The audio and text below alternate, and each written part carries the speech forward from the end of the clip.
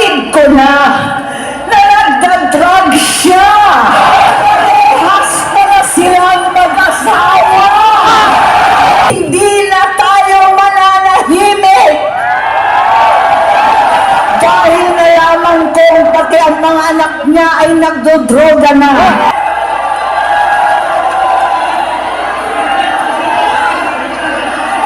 Magandang gabi po sa inyong lahat, mga mahal na kapatid.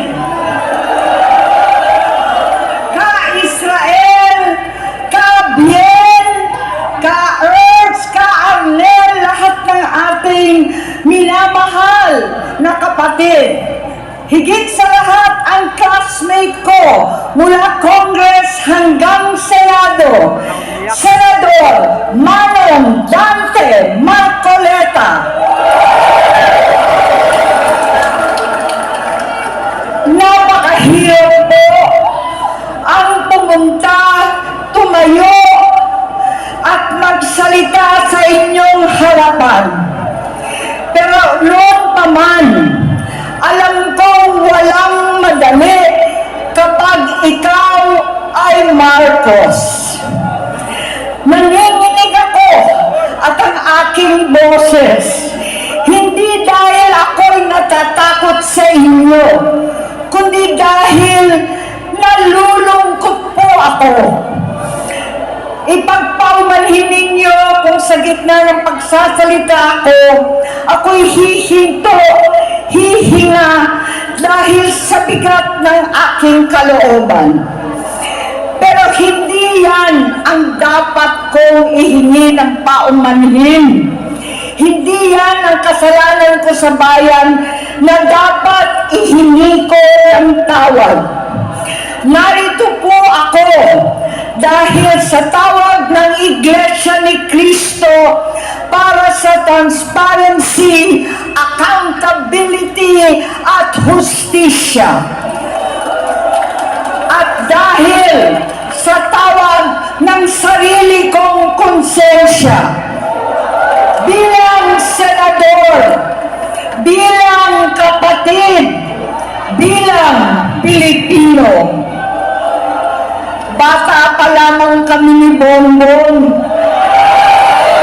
Alam na ng buong pamilya ang problema sa kanya.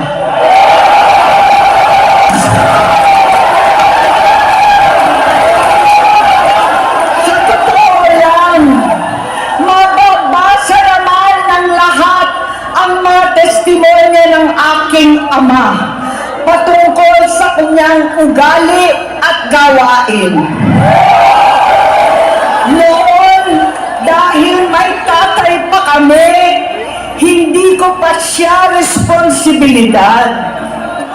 Noong tumatanda, ay mas naging nakakabahala.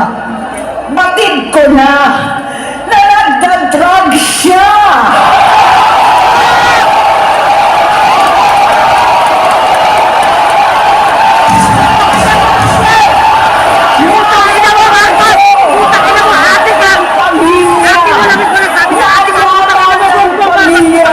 Seryoso ito. Minsan, kami ng Presidential Guard at Metro Gompa ang naglilinis tuwing nagpa-party po sila.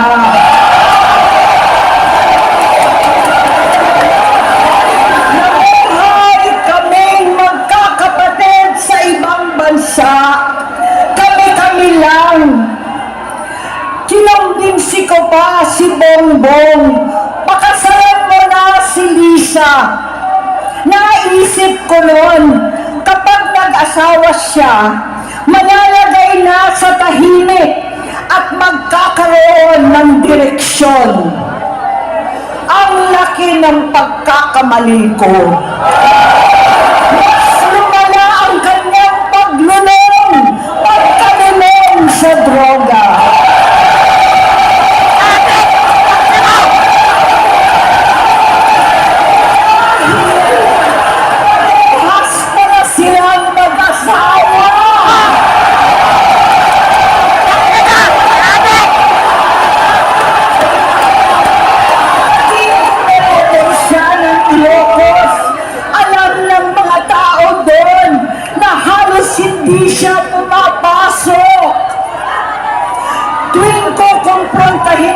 siya ay nagsasabi siyang magbabago na siya, aalisin na niya ang bisyo.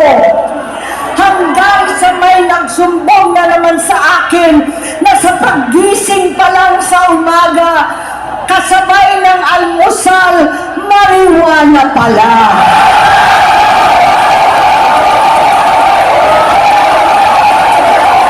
Hapon sila, lahat sila nagiinuman at gumagamit ng cocaine. Kasama ng asawa at barkada. Tulad ng ama ko, kinastigo ko ang mga barkada niya. Ang nasirang si Bong Dasa, si Edvi Cruz, Inigo, Tony Boy, Sat Anton, alam po ninyo yan. Nagre-resign na sa takot ang mga pulis nila at staff dahil sa lumalalang bisyo. Inayos ko sila dahil gusto niyang ituwid ang buhay niya. Gusto niyang mag-vice-presidente. Hindi siya pinalad at lalong nagkaroon ng oras para sa bisyo. Simula noon, naging malabo sa amin ang lahat. Kaysa mag-away, bigla na lamang lumayo ang loob namin sa isa't isa. Noong 2016, kasabay ng kampanya ni dating Pangulong Duterte laban sa droga, lumabas ang pangalan ni Bongbong sa listahan. Nakasama siya sa listahan ng mga celebrities, mga artista, Maricel Soriano at iba pa. Masinsinan kong kinausap si Pangulong Rodi. Halos manikluhod ako.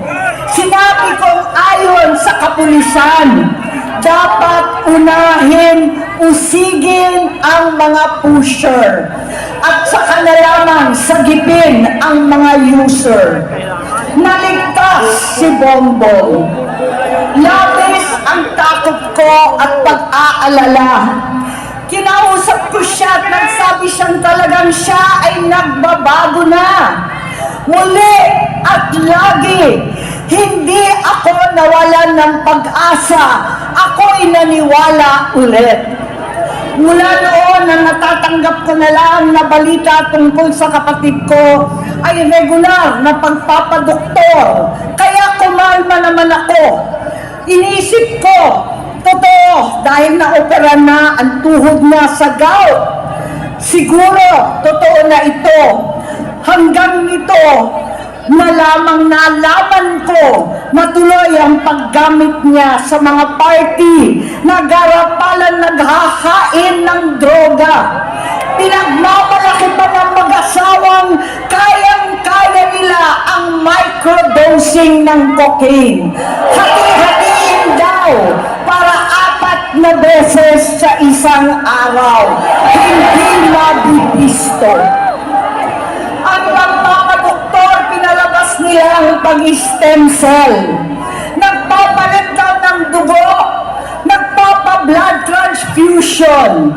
Kayang-kaya raw, hindi ko maintindihan ang pinagsasabi. Noong 2021, kahit papano, nagkikita kami at nagkakausap. Sumamba siya sa aking talagang hinintunan niya. Naniwala ako kasi sabi niya gusto niyang tumakbo. Ang sabi ko, tutulong ako sa abot ng aking makakaya. Ipinakilala ko si Bongbong kay Inday. Naging magkatandem sila. Pagkatapos noon ay biglang hindi na niya ako ulit kilala. Kahit si Inday, nagtataka. Bigla ko na itsapwera.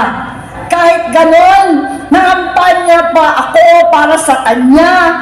Kahit si Inday na lang ang aking nakakausap. Hindi ko alam bakit ako nakaban sa headquarters nila sa Mandaluyong. Hindi ko alam bakit walang nagre-report sa akin tungkol sa kampanya.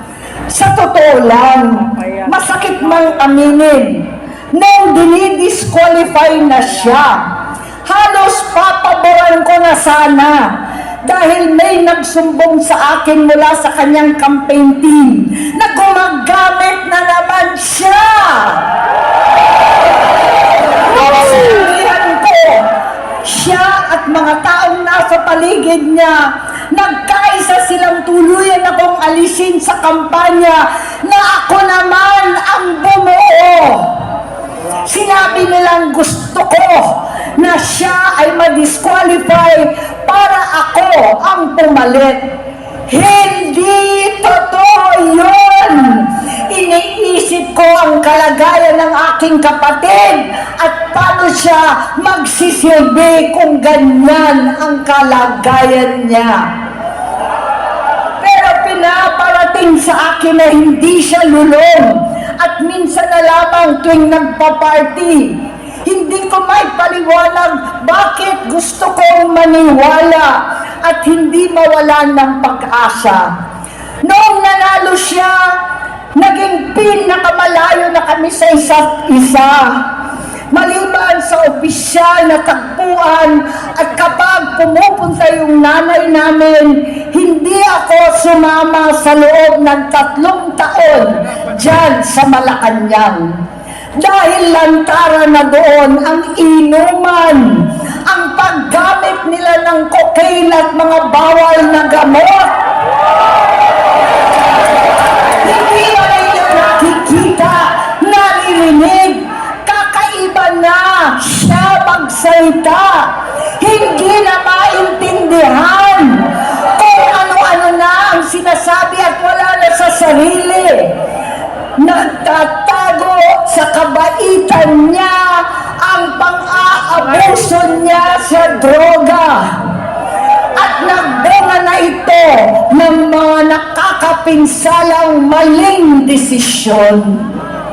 Hinayaan niyang kumilos ang mga nakapalibot sa kanya. Yung mga umaastang presidente habang nilululong siya ng mga ito. Hindi na kami nagkausap. Sa harap ng publiko, pinipilit kong magmukha kaming maayos. Pero wala na kaming koneksyon. Hindi ko hinihiling na maunawaan ninyo ako, lahat kayo. Sa palagay ko, ang makakaunawa lamang sa akin ay ang mga pamilyang may pinagdaanan sa adiksyon, sa inom, sa sugal, sa alak, sa bisyo, higit sa lahat, sa droga. Pag hindi ko siya nakakasama, buong aking loob na ipasok sa institusyon, ipagamot, iparehab ko na yan.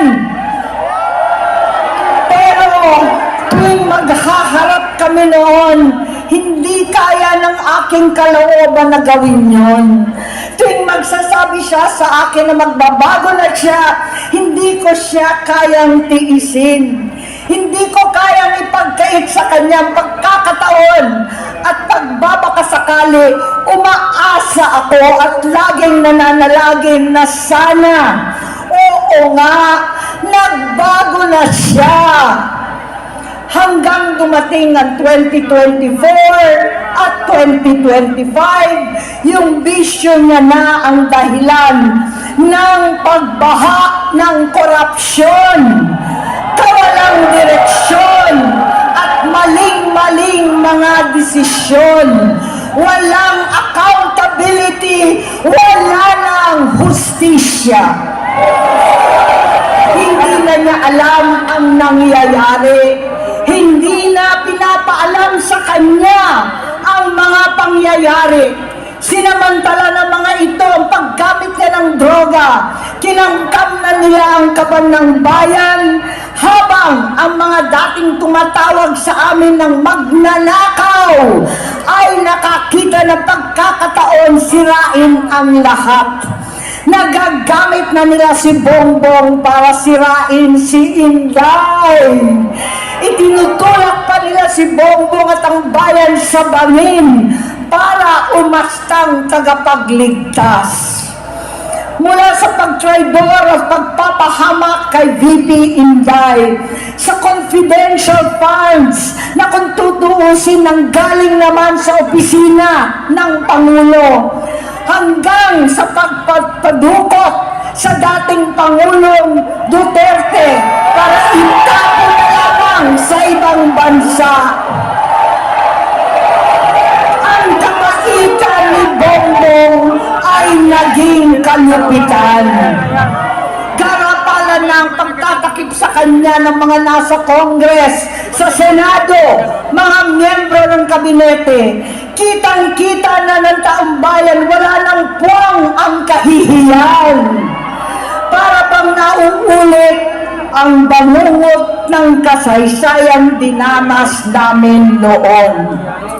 68 years old po ang tatay ko nung pinatalsik sa pwesto. 68 years old na rin si Bongbong ngayon.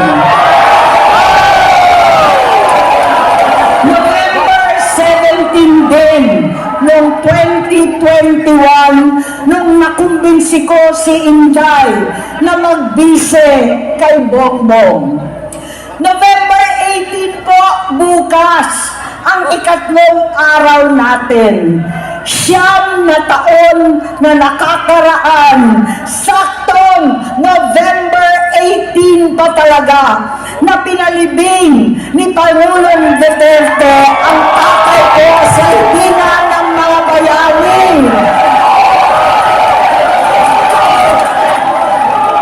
Halo-halo na ang aking nararamdaman, pero alam kong ito ang dulo at hangganan ng aking pagtitiis at pananahimik.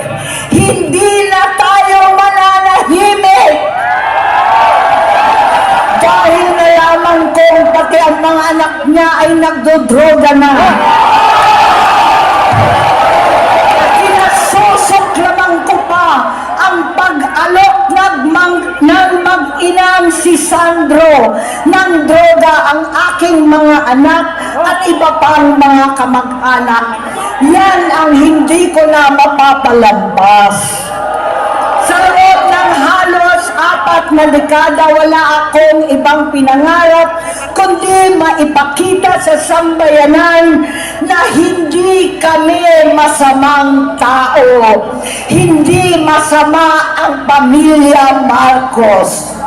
Gusto kong ibangon ng dangal ng aking ama.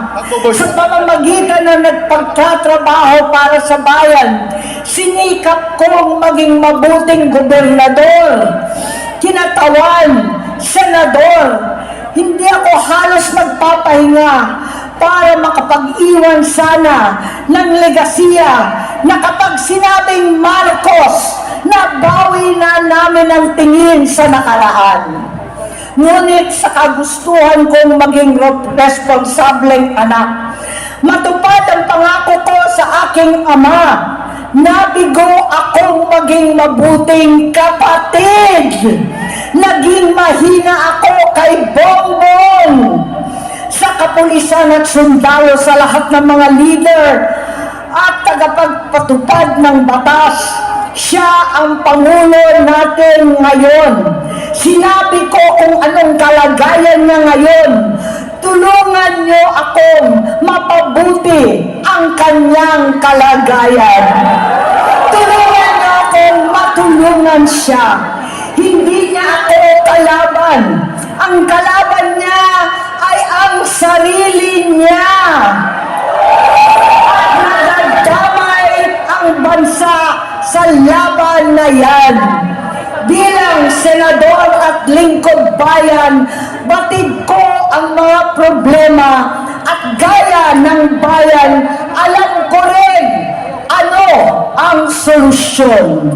Sa pagkakawatak-watak patuloy na pamumulitika, pagnanasa sa kapangyarihan ng mga talunan naman, kaguluhan sa Mindanao, alanganing gyera sa China at Estados Unidos, kawalang pananagutan sa flood control scam, garapalan, takipan, panggigipit sa hindi kaalyado, pagkakanulo sa kapwa Pilipino, pagdakip sa dating Pangulong matanda't may sakit upang ihagis lamang sa bansang dayuhan, pagsadsad ng piso, paglaganap ng gutom, paghihingalo ng ekonomiya, at pagsasawalang bahala sa taong bayan. Ang delubyo at kalamidad na nagdudulot ng parusa, ang korupsyon na nauwi sa kawalan ng tiwala at hustisya sa Pilipinas, sa kanyang pamahalaan, lahat ng yan ay masusolusyonan kung ikaw, aking kapatid, magsaayos ng iyong sariling kalusugan. Kapag humupa ang ingay sa politika, kapag umuwi na kami sa aming pamilya, hindi bilang senador, kundi bilang ate, bilang si Manang Aimee,